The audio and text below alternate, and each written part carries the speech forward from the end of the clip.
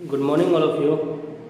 आज मैं आप लोगों के सामने आरआरबी एनटीपीसी जिसके बहुत सारे कैंडिडेट हमारे कोचिंग में पढ़ाई कर रहे हैं, तैयारी कर रहे हैं अपने मेहनत और लगन से। आज उन लोग के लिए मैं आरआरबी एनटीपीसी के लिए का रीजनिंग का सिलेबस, जो टोटल सिलेबस होती है रीजनिंग में as a course of RRB NTPC, उसका मैं आप लोगों के साथ शेयर करूँगा। मैंने उसका सारा रीजनिंग का सिलेबस लिखा हुआ है, नोट्स बना लिया है, जो मैं आज आप लोगों के साथ शेयर करूंगा। अब आते हैं आरआरबी एनटीपीसी रीजनिंग सिलेबस के क्या क्या हमारा सिलेबस है, कितने टॉपिक्स हैं, कितने क्वेश्चन पूछे जाते हैं, क्या आपका नेगेटिव मार्किंग किस बेसिस पे होती है। तो पहली बात, हमारा टारगेट रहेगा 100%, समझ गए, ये सर्जिकल स्ट्राइक की तरह रहेगी। सो आप लोग अपना पूरा मेहनत करिए, हम आपको पूरा अपना टाइम देंगे। जो भी डाउट होगा कभी भी किसी समय आप हमसे डायरेक्ट पूछ सकते हैं। अब देखिए, आरआरबी एनटीपीसी रीजनिंग सीबीटी 1 का सिलेबस है ये। सो इसमें 30 क्वेश्चन पूछे जाते हैं as per notification. RRB NTPC reasoning में 30 क्वेश्चन पूछे जाते हैं। अब इस 30 क्वेश्चन ज़रूरी नहीं है कि आपको जितने भी यहाँ टॉपिक दिखाई दिए जा रहे हैं सब में से एक एक टॉपिक, एक क्वेश्चन आने ही हैं। ज़रूरी नहीं है, किसी में 2 क्वेश्चन आ सकते हैं, किसी में 1 आ सकते हैं, हो सके तो सब में से 1 आ सकते हैं, सब में से 2 आ सकते हैं। वो डिपेंड करता है कैसा क्वेश्चन पूछा जाएगा क्वेश्चन सेट करने वाले पे। अब देखिए, इसमें आपको 30 क्वेश्चन पूछी जाती है और मैं पूरा कोशिश करूँगा और आप लोगों से उम्मीद रखूँगा कि आप 30 में 30 बना के आए, 30 में 30 बनाए आप। अब आते हैं इसके निगेटिव मार्किंग बेसिस पे। निगेटिव मार्किंग जो होती है वो 1/3 है। मीन्स अगर आप 4 क्वेश्चन बनाते हो, 1 क्वेश्चन आपका सही है और 3 अगर गलत है, तो ये हमारा क्या हो गया, इसका आपको 0 वैल्यू, कोई नंबर नहीं आएगी इसके लिए। सो आप टेंशन मत लीजिए, आप पूरा मेहनत करिए, हमको निगेटिव का सोचना ही नहीं है। बी पॉजिटिव ऑलवेज, सोचिए कि हम निगेटिव करेंगे, हमारा सवाल गलत हो ही नहीं। देखिए, टॉपिक के बेसिस पे आते हैं तो पहला है एनालॉजी टेस्ट। हम पार्टिकुलर हर टॉपिक के अनुसार किस तरह के क्वेश्चन पूछे जाते हैं एग्ज़ाम में, उस पर भी हम डिस्कस करेंगे। तो पहले हम टॉपिक के बारे में जान लेते हैं। पहला टॉपिक है आपका एनालॉजी टेस्ट, जिसमें आपको एनालॉजी मतलब बताएंगे हम आपसे। दूसरा टॉपिक है कंप्लीशन ऑफ नंबर। तीसरा टॉपिक है अल्फ़ाबेट टेस्ट। चौथा टॉपिक है कोडिंग डिकोडिंग। पांचवा टॉपिक है मैथमेटिकल ऑपरेशन। मैं ये उम्मीद करूँगा कि आप लोग नोट डाउन कर लें, एक अलग से कॉपी बना लें, उस कॉपी में पहले पेज पे आप ये सारा सिलेबस नोट डाउन कर लीजिए, ताकि जिस तरह टॉपिक खत्म होते जाएगी उस तरह आप उसको टिक मार्क करते जाइएगा। पांचवा है मैथमेटिकल ऑपरेशन। 6th टॉपिक है सिमिलैरिटीज़ एंड डिफरेंसेस। 7th है ब्लड रिलेशन, पापा मम्मी दादा दादी फूफा फूफी, इनका आपको रिलेशन पता करना पड़ेगा। 8वां है एनालिटिकल रीजनिंग। ये थोड़ा पार्ट जो होती है ये एनालिटिक्स से रिलेटेड होती है। ओके, इसके लिए आपको टेंशन नहीं लेना पड़ेगा। आपको नाम से बड़ा खतरनाक लगता है देखने में, तो ये आपको मतलब फिगर अनुसार मैथमेटिकल टाइप होती है। जैसे कुछ फिगर दे दिया जाएगा, उसमें बोला कितना ट्रायंगल है, कितने स्क्वायर है, वो डिपेंड करता है फिगर के अकॉर्डिंग। 9वां टॉपिक है आपका statement and conclusion. 10th topic है सैलोजिज्म।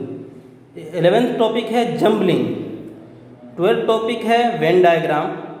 13th है पजल्स। और ये मैं आऊँगा वेन डायग्राम पे। आप लोगों को वेन डायग्राम का नाम कैसे था? वेन जो हमारा है वो एक ब्रिटिश साइंटिस्ट के नाम था। एक ब्रिटिश साइंटिस्ट थे हमारे जिनका नाम वेन था, उनके अनुसार वो वेन डायग्राम पड़ा। 13 पजल्स है। 14th डाटा सफिशिएंसी है, जिसमें आंकड़े आपके पर्याप्त है या नहीं है इसके अनुसार। 15th है statement cause of action. Statement basis पे जो होती है, 2-3 तरह के होते हैं, कॉज होते हैं, ये सब मतलब अलग अलग तरह के होते हैं, तो स्टेटमेंट रिलेटेड सारे क्वेश्चंस रहेंगे इसमें। 16th है डिसीजन मेकिंग। 17th है मैप्स एंड डाटा इंटरप्रिटेशन। ये एक्चुअली आता है मैथ के सिलेबस में, पर 2019 से क्या किया गया है कि इसको रीजनिंग में भी डाल दिया गया है, एक छोटा सा सिलेबस पार्ट। और बाकी हम सिलेबस सब कंप्लीट हो जाएगी, ईटीसी मतलब एक्स्ट्रा, बाकी जब सिलेबस कंप्लीट हो जाएगी हमारी, तब हम अलग से देखेंगे। सिलेबस कंप्लीट होने के बाद अलग से इस पर और जो छोटे छोटे मोटे टॉपिक बच गए होंगे उसे हम कवर कर लेंगे। देखिए अब हम लोग टॉपिक के अकॉर्डिंग बात करेंगे। ओके, तो पहला टॉपिक जो आपसे मैं शेयर किया था वो एनालॉजी था। एनालॉजी में क्या है कि आपको दो तरह से क्वेश्चन पूछे जा सकते हैं, एक थ्योरी बेस्ड होती है और एक फिगर बेस्ड होती है। थ्योरी बेस्ड जो होती है, जैसे क्वेश्चन है pen is to poet as needle is to what, options आपको दिए हुए हैं, इसमें से आपको चूज करना है according to pen is to poet. अब दूसरा है फिगर बेस्ड जो होती है, जैसे आपको दो फिगर दिया रहेगा, जैसे हाथ है उसमें बैंड लगते हैं, ये आदमी है, थोड़ा ड्राइंग थोड़ा ख़राब हो गया है। ओके इसलिए आप लोग सीरियस मत लीजिएगा ड्राइंग, मतलब ऐसा कलाकार नहीं हूँ, आर्ट नहीं कर पाता हूँ। ओके, तो ये आपका आदमी है, इसमें इसके अनुसार जैसे हाथ में बैंड, तो आदमी को इस सब में चारों में से ऑप्शंस में से क्या सही रहेगा हेड पे। अब दूसरा टॉपिक जो था हमारा completion of number and alphabetical series. तो नंबर, पहले तो नंबर, जैसे आपको नंबर दे दिया जाएगा 7, 10, 8, 11, 9, 12, आगे क्या, तो इस तरह का क्वेश्चन बहुत लोग बनाए होंगे, शुरू से बनाते आते हैं। और एक अल्फ़ाबेटिकल, अल्फ़ाबेट क्या होता है, ABCD। ओके, जैसे SCD, TEF, UGH, fill in the blank, WKL।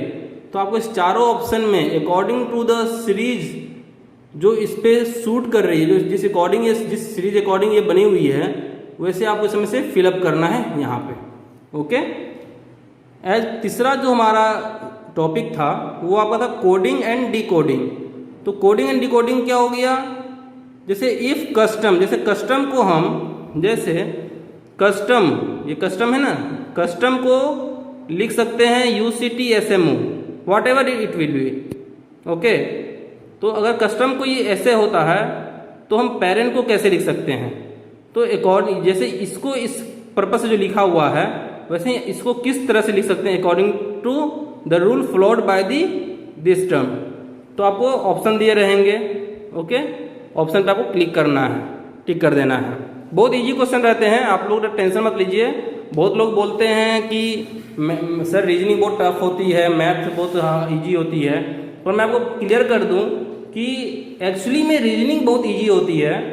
Mathematical जो होती है उसमें थोड़ा टफ होता है। उसमें क्या होता है, अपने को कुछ फॉर्मूलास याद करने होते हैं, बहुत तरह की चीज़ होते हैं उसमें। ओके, ट्रिक याद करने होते हैं, पर इसमें कोई ट्रिक नहीं होती है रीजनिंग में। रीजनिंग में द प्रेजेंस ऑफ माइंड, आपका माइंड कितना, प्रेजेंस ऑफ माइंड कितना अच्छा है, आप कितना जल्दी उस चीज़ को सोच पाते हैं। ओके ओके, ना अब आते हैं हम लोग मैथमेटिकल ऑपरेशन, हमारा नेक्स्ट टॉपिक था। If A means plus, B means minus, चूंकि ये मैथ में होना चाहिए, बोलोगे सर ये तो प्लस माइनस तो मैथ में होना चाहिए, रीजनिंग में क्यों दिया है। ओके, ये हम भी कंफ्यूज हैं इसलिए आप लोग टेंशन मत लीजिए। जैसे A का मतलब है प्लस, B का मतलब है minus, C means divide and D means multiplication, then what is the value of this. तो आपको कुछ करना नहीं है, जो यहाँ पे जो है वो वैल्यू पुट कर दीजिए। और आप लोग विवियोर का फॉर्मूला जानते ही हैं,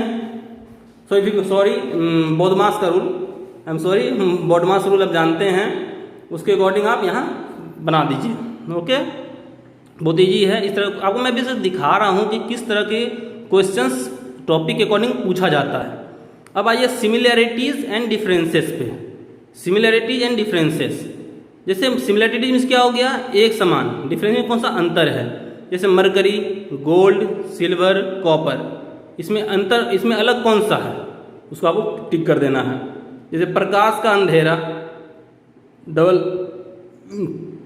और ज्ञान का क्या होगा, प्रकाश का अंधेरा है, प्रकाश का अंधेरा, ज्ञान का वाट, इस तरह के क्वेश्चन पूछे जाते हैं।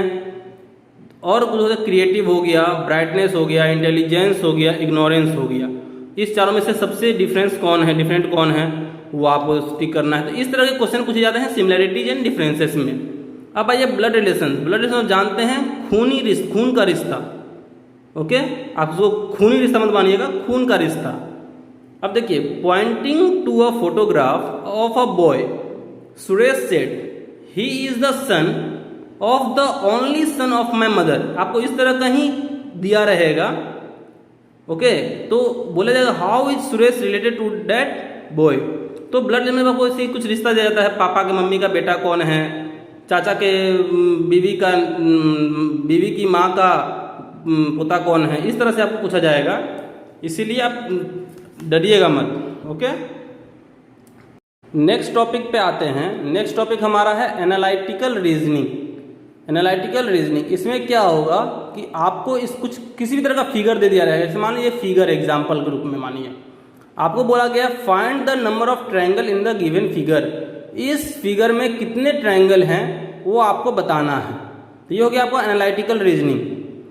दूसरा है सेलोगिज्म। इसमें आपको स्टेटमेंट और कंक्लूजन टाइप रहते हैं, आप लोग बहुत देखे भी होंगे। जैसे स्टेटमेंट दे देगा, इसमें लड़का को लड़की बना दिया जाता है, लड़की को डांसर में, लड़की को गधा, गधा को घोड़ा, घोड़ा को गधा बना देने में इसमें टाइम नहीं लगता है। यही एक ऐसा टॉपिक है जिसमें आदमी किसी को कुछ भी बना सकता है। ओके, तो जैसे some boys are girls, all the girls are dancers. Conclusion, some boys are dancers, ये आपको फिगर टाइप बताएंगे हम कैसे बनाया जाता है इसको। बस आप अभी ये देखिए कि क्वेश्चन किस तरह के पूछे जाते हैं। तो आपको ऑप्शन दिए रहेंगे, only one conclusion follows, only two conclusion follows. इस दोनों में कंक्लूजन में से, इस दोनों कंक्लूजन में से 1 और 2 जो है उसमें से आपको बोलना है कि ओनली वन कंक्लूजन कौन सा इसमें ऑप्शन सही है। ओके, नेक्स्ट टॉपिक हमारा है जम्बलिंग, मीन्स इसको हम लोग सिटिंग अरेंजमेंट भी कह सकते हैं। तो जैसे इसमें बहुत तरह के क्वेश्चन पूछे जाते हैं। जैसे गोल टेबल है, उसमें लोग टुवार्ड्स द सेंटर फेस करके, टुवार्ड्स द टेबल फेस करके बैठे हैं। कौन मतलब जम्बलिंग टाइप को दिया रहेगा कि कोई आपको कन्फर्म बताएगा नहीं, पर आपको जम्बलिंग टाइप इतना दिया रहेगा क्वेश्चन में कि आप उस क्वेश्चन को देखते हुए आप वो सिटिंग में बना सकते हो। तो जैसे मैं उसी का एक एग्जाम्पल लिया हूँ नॉर्मल सा। 5 persons A, B, C, D and E are having a different number of marbles with them. The number of marbles with them are 7, 8, 9, 4 and 6. Not necessarily in same order.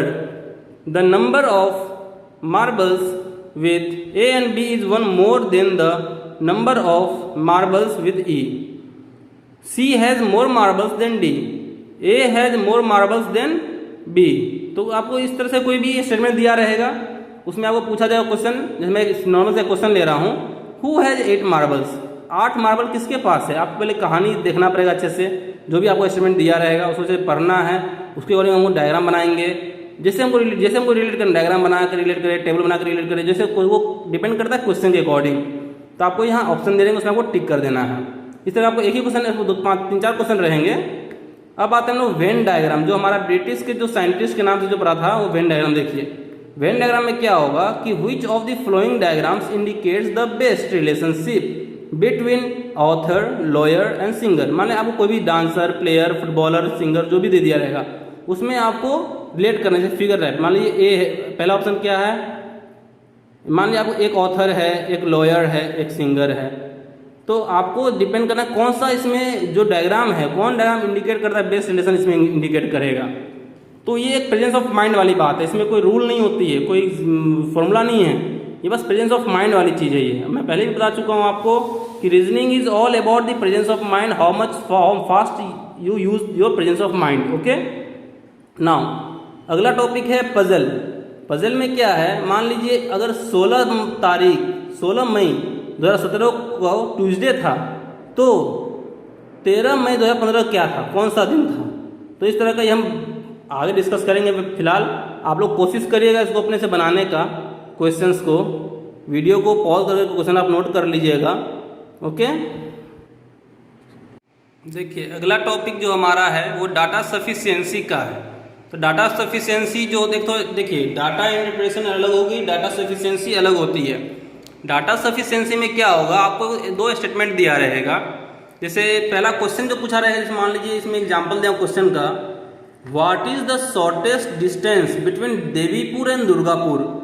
मतलब कौन सा सबसे छोटा रास्ता है देवीपुर और दुर्गापुर के बीच में। 2 स्टेटमेंट आपको दिया रहेगा, उसमें से आपको दोनों स्टेटमेंट आपको देख के एक क्वेश्चन में ऑप्शन जो आपको दिया है उसमें कौन सा फॉलो कर रहा है वो पता करना है। जैसे Durgapur is 20 kilometres away from Rampur, पहला स्टेटमेंट है। दूसरा स्टेटमेंट है कि Devipur is 15 kilometre away from Rampur. तो आपको दोनों में से ये देखना है कि हम कौन से स्टेटमेंट से हम क्वेश्चन का आंसर मिल सकता है हमें। ओके, कौन सा इसमें, जैसे पहला ऑप्शन है 1 अलोन इज सफिशिएंट, तो मतलब ये 4-5 ऑप्शन जो आपको दिए हुए हैं इसमें कौन सा फॉलो कर रहा है। ओके, हम ऐसा कौन सा ऑप्शन इसमें फॉलो करने से हमको इसका आंसर मिल जा रहा है, वो हमारा डाटा सफिशिएंसी में होती है। देखिए हम लोग डाटा सफिशिएंसी तक आ गए।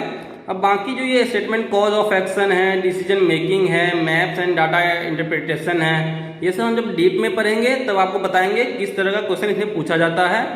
आपको बहुत ही आसान रहेगा और आप बिल्कुल भी घबराइए मत, एकदम मेहनत करिए। और बहुत ही ईजी है रीजनिंग, आप जो सोच रहे होंगे उससे भी बहुत ज़्यादा ईजी है। बस आपकी मेहनत और आप किस प्रोफेशन से आप बनाते हो क्वेश्चन को, कितना टाइम देते हो, कितना आप कोर्स को जो आपको तैयारी कराया जाता है कितना आपको गहराई से लेते हो। ओके, और जैसे देखिए जैसे डीआई में बहुत लोग घबराते हैं, तो डीआई में घबराना नहीं है, एक्चुअली फिगर इंडिकेट करता है। कोई बहुत तरह से जो क्वेश्चन आते हैं इसमें डीआई में, जो आपको फिगर के अकॉर्डिंग आपको फिगर दिया रहेगा, कोई ग्राफ टाइप दिया रहेगा, सर्कल टाइप दिया रहेगा, पॉपुलेशन का होता है, बहुत तरह के क्वेश्चन होते हैं, उसके अनुसार आपको फिर क्वेश्चन सॉल्व करना पड़ेगा। हम सारा चीज़ पे टॉपिक पे डिस्कस करेंगे डीपली, इसलिए और आप लोग इस सारे जो आपको मैं सिलेबस दिखा रहा हूँ उस सारे सिलेबस को आप एक कॉपी में नोट डाउन कर लीजिए, और जैसे जैसे हमारा क्लास खत्म होगा टॉपिक वाइज आप उस टॉपिक पे टिक मारते जाइएगा। Okay, thank you.